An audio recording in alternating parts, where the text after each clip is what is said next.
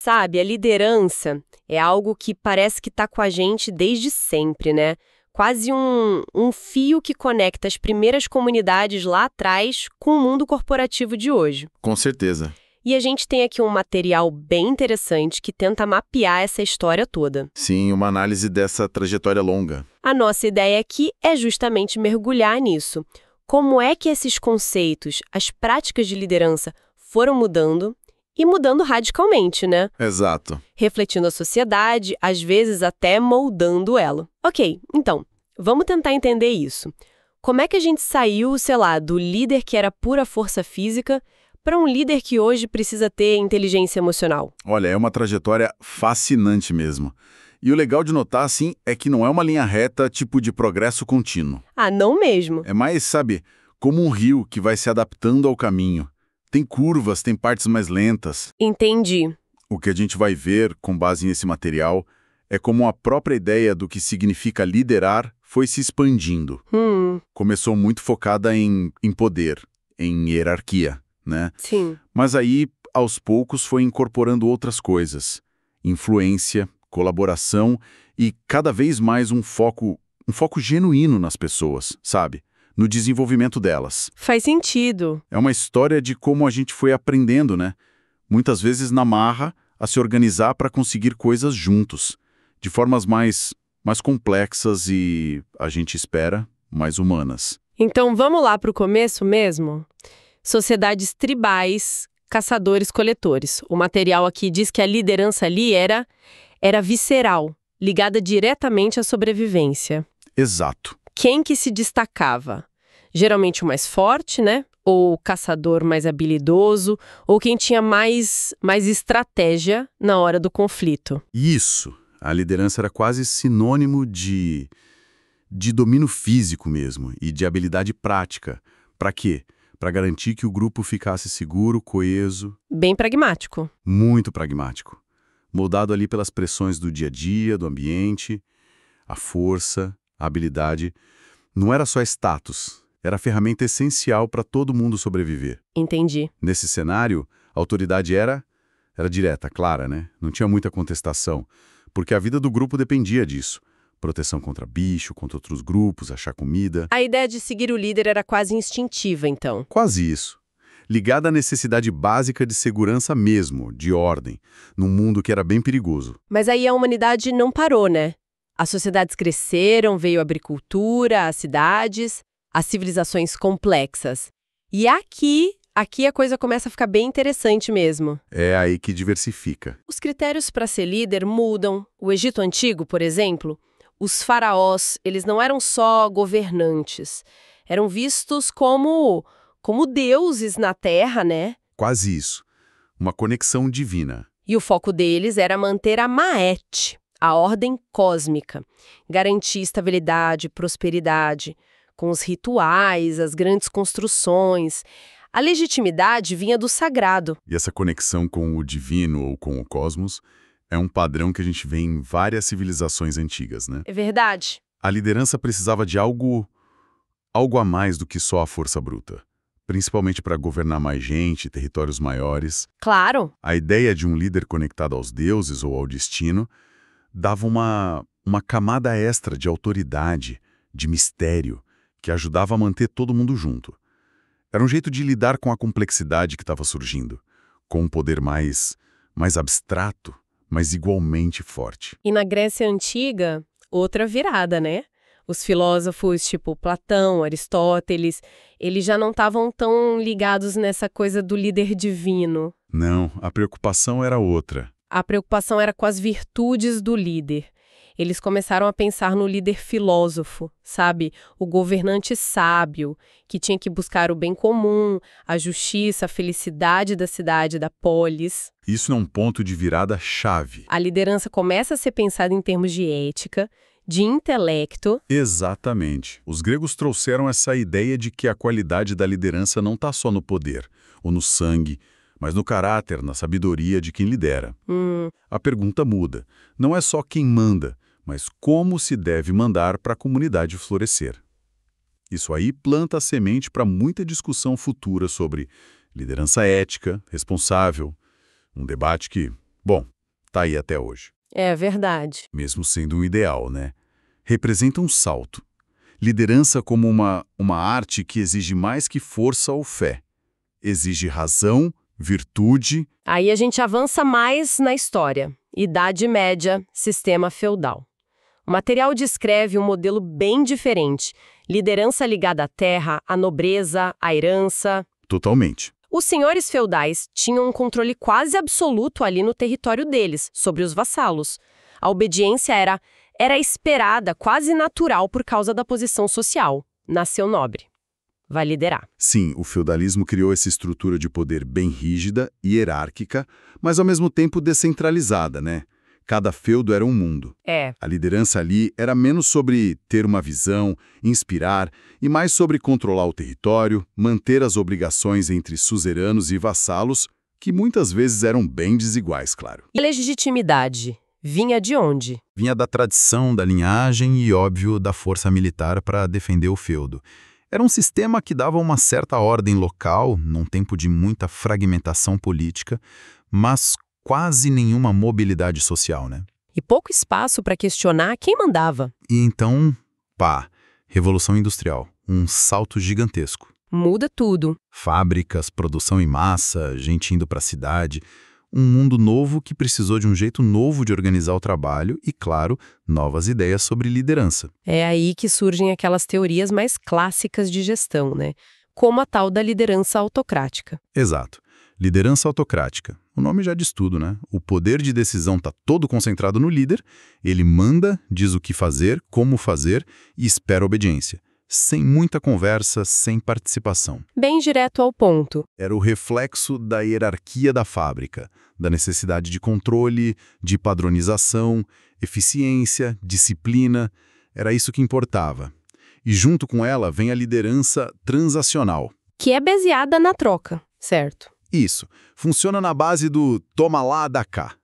O líder define metas claras e oferece recompensas, salário, bônus, se cumprir. Se não cumprir, tem punição. É uma relação mais calculista, focada em fazer a tarefa específica. Parece um espelho da linha de produção mesmo. Comando, controle, resultado medido. Mas o material que a gente está vendo indica que essa visão também não ficou parada no tempo. Ainda bem. Com o tempo, principalmente lá pelo século XX, as empresas foram sacando que as pessoas não eram só peças de uma máquina. O tal do fator humano começou a pesar mais. Precisamente. E essa percepção foi um divisor de águas. Começou a ficar claro que tratar o trabalhador só como um recurso, uma peça que troca, não só era meio complicado eticamente, mas também limitava o que a empresa podia fazer. Aí veio a sacada. Liderança podia ser muito mais do que dar ordem e ficar vigiando. Podia ser sobre motivar, engajar, desenvolver as pessoas. É nesse momento que começam a surgir abordagens mais sofisticadas, mais focadas num relacionamento. E aí que entram conceitos que a gente ouve muito hoje em dia, né? Tipo, liderança transformacional. O que ela tem de tão diferente?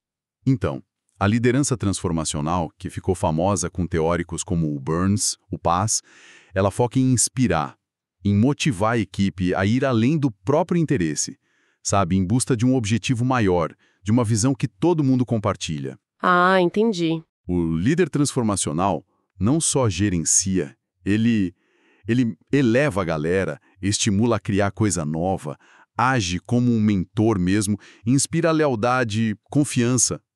O lance é gerar mudança de verdade, nas pessoas e na organização.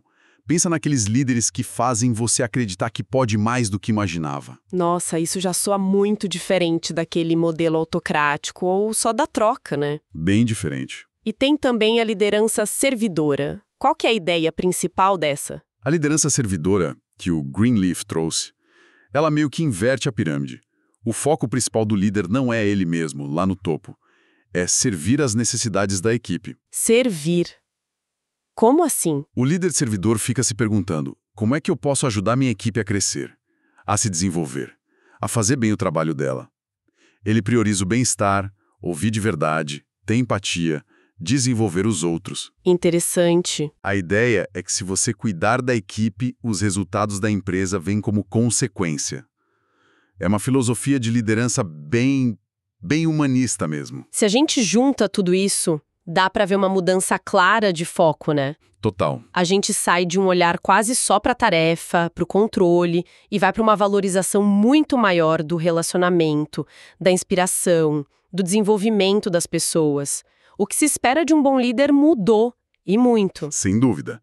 E essa evolução toda nos traz para o cenário de hoje, que o material descreve como volátil, incerto, complexo, ambíguo, o famoso VUCA, ou agora falam até em BANI. Sim, esse mundo maluco. Nesse ambiente, a liderança não pode ser mais uma receita de bolo, né?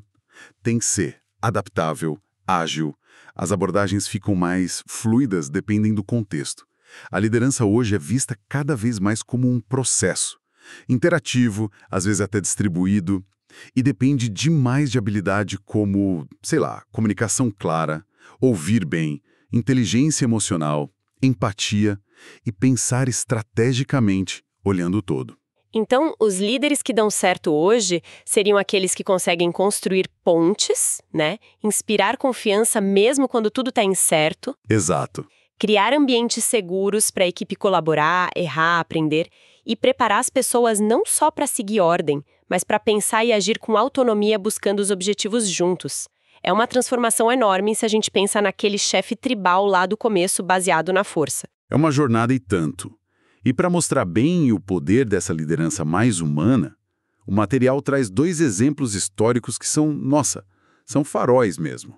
Mahatma Gandhi e Martin Luther King Jr. Ah, sim. 2 gigantes. Analisar como eles lideraram em situações extremamente difíceis ajuda a gente a entender o impacto profundo que um líder focado no bem-estar de todo mundo e em valores éticos pode ter. Isso até levanta uma questão importante sobre o eco que esse tipo de liderança deixa, né? Vamos olhar para eles, então? Gandhi, na Índia, lutando contra o domínio britânico. Ele não tinha exército, não tinha poder formal no começo. A força dele veio de outro lugar. Totalmente. O material destaca a filosofia dele, a Satyagraha, força da verdade, e a Ahimsa, não violência. Ele usou resistência civil não violenta, desobediência pacífica organizada, como uma arma política muito forte. A Marcha do Sal, os boicotes, ele mobilizou milhões de pessoas comuns. O que é incrível em Gandhi é como ele juntou a luta política pela independência com uma transformação pessoal, ética muito profunda. Sim. Ele pregava autodisciplina, simplicidade e a necessidade de tratar todo mundo, até os opressores, com respeito, com dignidade. A não violência para ele não era fraqueza, era força moral superior. Uma demonstração de força diferente. Exato. A liderança dele era baseada numa empatia radical, compaixão e numa fé inabalável em valores humanos, como justiça, igualdade, liberdade. E ele liderava pelo exemplo, né, vivendo aquilo que pregava. E o impacto foi gigante, inspirou movimentos no mundo todo. E um deles foi justamente o liderado por Martin Luther King Jr., nos Estados Unidos contra a segregação racial. Isso. Ele também pegou a estratégia da não violência, inspirada em parte pelo Gandhi. Os instrumentos dele foram as marchas pacíficas, boicotes como o de Montgomery e discursos que, arrepiam até hoje. King tinha uma capacidade fora do comum de dar voz à dor e à esperança da comunidade afro-americana. E de conectar essa luta por direitos civis com valores universais, de justiça, de dignidade humana. Era muito poderoso. E a abordagem dele era firme na não violência, mesmo sofrendo provocação, brutalidade. Ele falava direto da importância da empatia, de tentar entender o outro lado, até o adversário, de ouvir quem era marginalizado. Aquele discurso famoso, "Eu tenho um sonho", é a expressão máxima de uma liderança com visão humana, que imaginava um futuro onde o caráter importava mais que a cor da pele. Os dois, né? Gandhi e King enfrentaram uma oposição brutal. Foram presos, sofreram violência, mas mostraram uma coragem imensa ao desafiar sistemas que eram profundamente injustos. Uma coragem absurda. O material ressalta isso. Como eles sempre colocaram o bem-estar de todos, os princípios éticos, acima da própria segurança ou conveniência. A dedicação deles à justiça, à igualdade, era total. Então, o que isso tudo significa para a liderança hoje? Os exemplos deles parecem gritar sobre o poder da compaixão, da empatia, do respeito pelos direitos humanos, como base de uma liderança que realmente transforma. Exatamente. Eles mostram pra gente que a liderança que mais marca, que mais dura, muitas vezes não é a que acumula mais poder ou riqueza. É aquela que se preocupa de verdade com a condição humana, que luta por dignidade, por igualdade e que inspira os outros a fazerem o mesmo. É um lembrete forte, muito forte. A história que Gandhi e King serve para lembrar que, mesmo nas piores circunstâncias, dá para liderar com integridade, com humanidade. E que esse jeito de liderar pode sim mudar o mundo. Isso reforça a ideia central do material, né? A história da liderança é um espelho da nossa própria evolução como sociedade, das nossas necessidades coletivas. A gente viu essa trajetória ir do poder bruto para a autoridade divina, da herança para a gestão técnica e chegar nesse chamado cada vez mais forte por inspiração, colaboração, desenvolvimento e humanidade. Recapitulando, então, essa jornada incrível que a gente explorou aqui, com base no material, saímos da liderança focada na força física, lá das comunidades primitivas, passamos pelos faraós divinos do Egito, pelos filósofos reis ideais da Grécia, atravessamos a rigidez hierárquica do feudalismo. Certo. E vimos o controle gerencial surgir com força na Revolução Industrial, com estilos como o autocrático e o transacional. E chegamos nas abordagens de hoje, que valorizam influência, colaboração, inspiração, tipo a liderança transformacional e o cuidado com as pessoas, como na liderança servidora. Isso. E os exemplos de Gandhi e King vêm coroar essa trajetória, mostrando o ápice dessa liderança mais humana. A grande mensagem que fica desse percurso todo é a importância de entender essa evolução para a gente poder construir modelos de liderança que funcionem para os desafios complicados que a gente tem hoje e os que ainda vêm por aí. E essa compreensão da história joga a gente, inevitavelmente para pensar no amanhã. A gente viu essa caminhada longa, às vezes difícil, em direção a uma liderança mais empática, mais colaborativa, focada no potencial das pessoas. Sim. Daí fica a pergunta, Qual será que vai ser a próxima grande virada nos modelos de liderança? Principalmente agora, com o mundo enfrentando desafios globais gigantescos. Pense em mudança climática, que exige uma cooperação mundial, na inteligência artificial, mudando como a gente trabalha, como a gente vive, ou na polarização crescente que divide tantas comunidades. Como é que a liderança vai ter que se adaptar de novo para navegar nisso tudo e atender às nossas necessidades como seres humanos num futuro que parece tão incerto quanto desafiador? É algo para a gente continuar pensando.